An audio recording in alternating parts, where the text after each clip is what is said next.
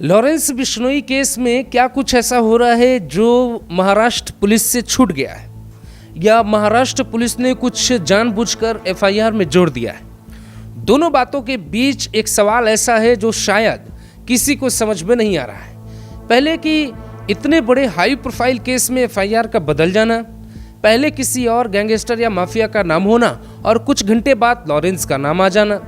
कालू का नाम किसने डाला, फिर कालू का नाम किसने हटाया। 14 घंटे में ऐसा क्या हुआ कि लॉरेंस केस पूरी तरह से घूम गया। जिस सुबह सलमान खान के घर फायरिंग हुई उस दिन केस उतना बड़ा नहीं दिखाया गया, लेकिन दूसरे दिन की सुबह के साथ केस बहुत बड़ा हो गया।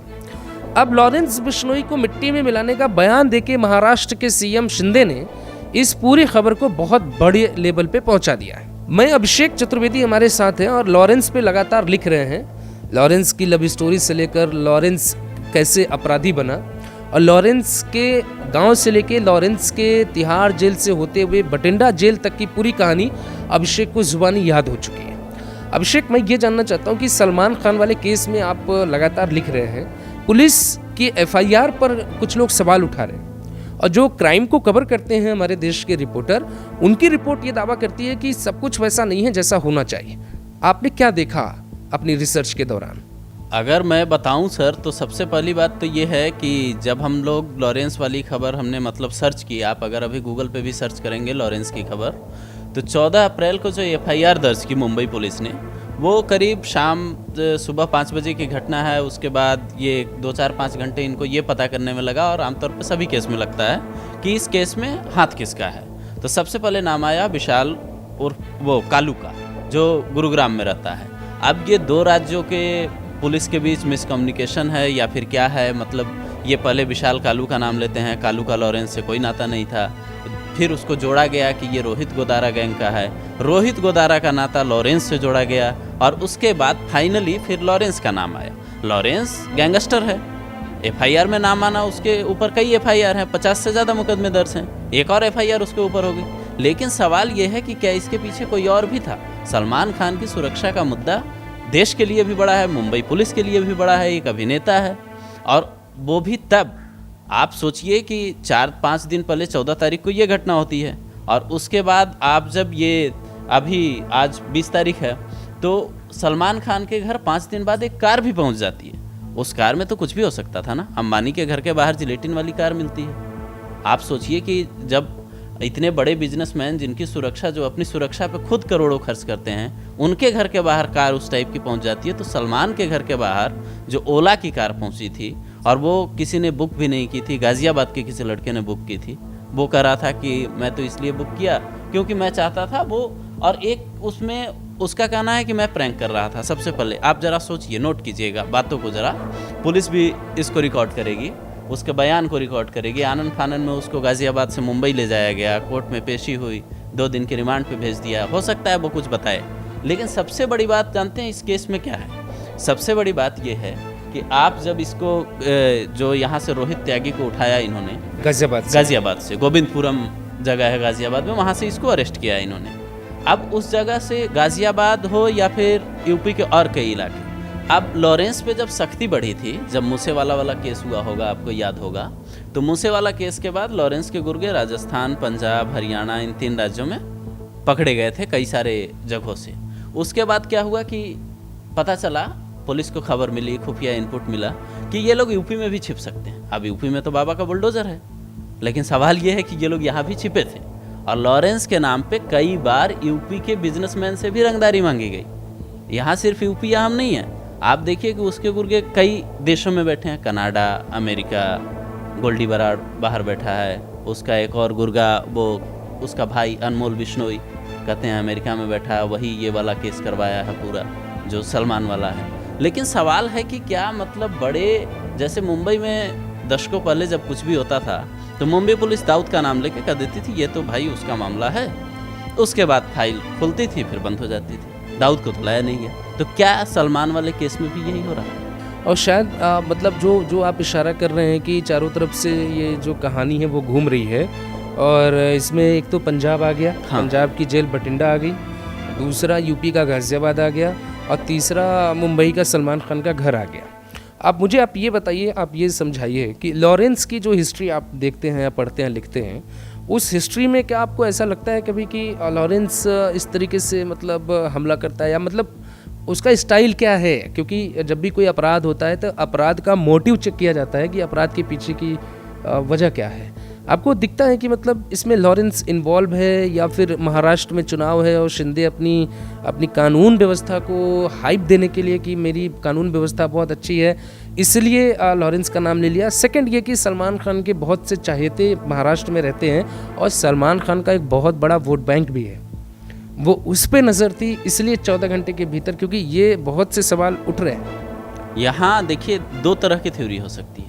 पहली थ्योरी तो ये है कि इस केस से लॉरेंस जुड़ा है, उसका नाम एफआईआर में दर्ज हो गया, अब मुंबई पुलिस आएगी, उससे पूछताछ करेगी, भटिंडा जेल में हो सकता है इसको ट्रांजिट रिमांड पे लेके चले जाए, वहाँ इससे पूछताछ हो और कोई राज खुल जाए। लेकिन लॉरेंस का जो क्राइम का ट्रांजिट तरीका रिमांड है, पे लेकिन कोर्ट के थ्रू जाएंगे और कोर्ट को सबूत देना पड़ेगा। हाँ, कोर्ट को नहीं बताएंगे तो फिर बिना, अब ऐसे केसों में क्या होता है कि ज़्यादातर पुलिस को मिल ही जाता है, क्योंकि ये कोई भी माफिया हो, क्रिमिनल हो, गैंगस्टर हो, कोई भी हो, लॉरेंस जब मूसेवाला को भी मारा था और उसके बाद जब इसका नाम आया था तो उसके बाद ये बार बार यही कर रहा था, तिहाड़ जेल से यही खबरें आ रही थी कि पूछताछ में ये बोल रहा है कि नहीं मैंने किया तो है, लेकिन मेरा साबित कर दो कि मेरा हाथ है, मेरे पास तो मोबाइल भी नहीं है, मैं तो जेल में हूँ, और तिहाड़ तो सबसे सुरक्षित जेल है। तो यहाँ पहली थ्योरी तो ये हो सकती है। दूसरी जो आपने राजनीति की बात की है, तो राजनीति की बात तो ये है कि एकनाथ शिंदे तो शिवसेना से आते हैं। अब शिवसेना का स्टाइल अगर आप देखेंगे तो बाला साहब ठाकरे ये कहते, बाला साहब ठाकरे होते तो पहले मिट्टी में मिलाते हैं, फिर कहते कि मिट्टी में मिला दिया। अब एकनाथ शिंदे को बीजेपी के साथ सरकार बनाने के बाद ये कहना पड़ रहा है, योगी आदित्यनाथ वाली भाषा बोलनी पड़ रही है कि मिट्टी में मिला देंगे, वो भी तब जब एक पत्रकार पूछता है। वो ये नहीं कहते सीधे कि मैं मिला दूंगा, मतलब योगी आदित्यनाथ जैसे विधानसभा में करते हैं, जैसा कि आप बता रहे थे पहले। तो ये जो बात है, ये चूँकि चुनाव है तो कुछ भी हो सकता है। ये भी मतलब चुनाव और अपराध का कनेक्शन कई बार सामने आया है कि राजनीति कई बार बदल जाती है, आपराधिक घटनाओं से कई सारी चीज़ें हो जाती हैं, तो ये भी हो सकता है। मुंबई पुलिस जिस एंगल से इस मामले की जांच करेगी उस तरह के खुलासे होंगे, और हर केस में पुलिस अलग अलग एंगल से जांच करती है। बड़े बड़े अधिकारी, बड़े बड़े जो जेलों के जेलर हैं, जो मतलब लॉरेंस जिन कई जेलों में रहा है, वहाँ जो रहने वाले जेलर हैं वो उसके बिहेवियर से लेकर सारी चीज़ों को अच्छी तरह जानते होंगे। मैं एक इंटरव्यू सुन रहा था तिहाड़ जेल के जो जेलर हैं, बॉडी बिल्डर, तो वो ये कह रहे थे कि लॉरेंस से जब सवाल पूछा गया, लॉरेंस के बारे में जब सवाल पूछा गया, तो वो कह रहे थे कि लॉरेंस तो जेल में बहुत अच्छे से रहता है, कभी परेशान नहीं करता है, कभी लॉरेंस जो है ये नहीं कहता है कि मैं ये बात नहीं मानूंगा, और अच्छे से खाना खाता है, अच्छे से कोऑपरेट करता है टीम को। वो बड़ी तारीफ़ कर रहे थे, है ना? हाँ, सुना था मैंने। एक इंटरव्यू मैंने और देखा, जो जेलर थे तिहाड़ के कभी, और जब उन्होंने अफजल गुरु को फांसी दी थी, और उसने भी इंटरव्यू में कहा कि भाई वो आखिरी वक्त में फांसी देने से पहले वो इतना मतलब ऐसे मेरी आंखों में देखा कि मैं घर जाके बहुत रोया। तो 2 तरीके की थ्योरी होती है। अभी मैं DGP x DGP OP Singh को सुन रहा था कल, तो वो कह रहे थे कि जो 2 जून 1995 में जो लखनऊ में गेस्ट हाउस कांड हुआ था, तो उसमें एक सिलेंडर आया था। सिलेंडर क्यों आया था, ये कहानी बड़ी दिलचस्प है, मैं आपको दूसरे पॉडकास्ट में बताएंगे। पर उन्होंने अपनी किताब में इस बात का जिक्र किया है कि वो सिलेंडर मंगाया किसी और वजह से गया था, और र्यूमर ये फैला यूपी की राजनीति में कि वो जो है मायावती के मायावती के लिए मंगाया गया था, ताकि होटल में सिलेंडर के ज़रिए आगजनी की जाए और उस कमरे तक आग पहुंचाई जाए। तो मैं ये जानना चाहता हूं कि लॉरेंस के केस में र्यूमर क्या है और लॉरेंस के केस में फैक्ट क्या है। दोनों बातें अलग हैं, क्योंकि मीडिया में र्यूमर ज़्यादा चलता है, अब टीआरपी ज़्यादा है र्यूमर पे, इसीलिए सच्चाई कम बोलना पसंद लोग करते हैं। अब सवाल तो देखिए यही है ना कि जेल के अंदर क्या पूछताछ हो रही है, मीडिया को तो 2 ही लाइन पता चलेगा ज़्यादा से ज़्यादा। अब मीडिया तो पूरी बातें बताएगी कि पूछताछ में ये हुआ, अधिकारियों ने क्या सवाल पूछे। अब कोर्ट के अंदर क्या हुआ, वहाँ भी कुछ ही रिपोर्टर मौजूद होते हैं, वो भी पूरा घटनाक्रम नहीं बताते। आप देखते हैं कुछ ही जानकारियाँ आती है और उसी जानकारी को मीडिया बढ़ा चढ़ा के पेश करती है।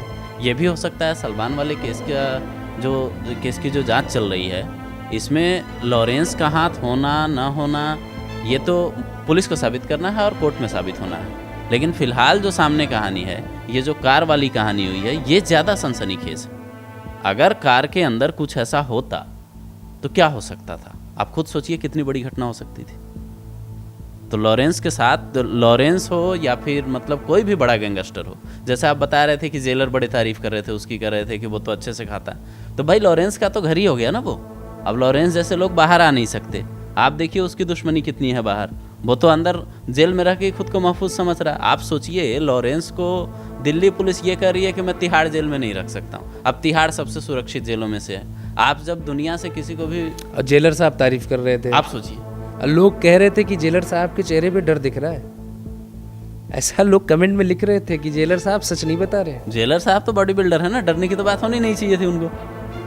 अब तिहाड़ जेल का भी क्या सीन है देखिए। तिहाड़, एक तो तिहाड़ है, एक मंडोली जेल है, एक और कोई जेल है, 3 जेलों को मिला के ये लोग तिहाड़ मतलब पूरा ओवरऑल तिहाड़ कहते हैं। तो तिहाड़ जेल में जो कहानी है वो ये है कि हर बड़े बड़े खूंखार गैंगस्टर रखे जाते हैं। अब ये लोग अगर कायदे से नहीं रहेंगे तो इनके साथ क्या होगा, ज़्यादा से ज़्यादा अंडा सेल में डाल दिए जाते हैं। जो जेल से खबरें आती है वो तो यही आती है कि आप बड़े बड़े खूंखार गैंगस्टर को अंडा सेल में डाल दिया गया। जैसे फिल्मों में हम लोग देखते हैं, अब अंदर क्या है वो तो जाकर कोई देखता नहीं है। फिल्मों से अगर आप देखेंगे तो अंडा सेल में क्या होता है, वहाँ ना लाइट होती है ना आपको बाहर से, ऐसे ही एक मूवी थी उसमें संजय दत्त को दिखाया गया था कि बाहर से वो गेट बंद रहता है, उसके बाद एक गेट से खाना, खिड़की से खाना देते हैं उसको, और अंदर लाइट वाइट नहीं होती, कई दिनों बाद निकालते हैं तो कैदी की हालत वैसे ही ख़राब होती है। तो लॉरेंस के लिए तो जेल ही ठिकाना हो गया है ना, तो उसको तो वहाँ रहना ही पड़ेगा।